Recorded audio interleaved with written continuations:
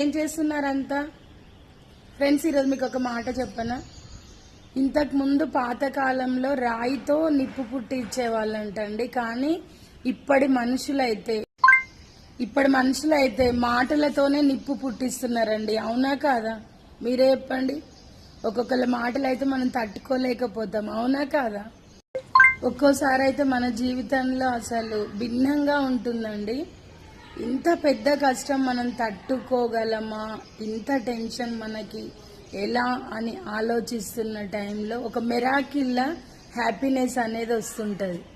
ప్రతి ఒక్క మనిషికి అది జరుగుతుంటుందండి. కానీ కష్టంలో గుండె ధైర్యంతో ఉండాలి, ఎప్పుడు కూడా బాధపడొద్దండి. ఆ మెరాకిల్ జరిగినప్పుడు అనిపిస్తుంది మనకి నిజంగా దేవుడు ఉన్నాడు కదా అనిపిస్తుంది. అవునా కాదా? మీరే చెప్పండి.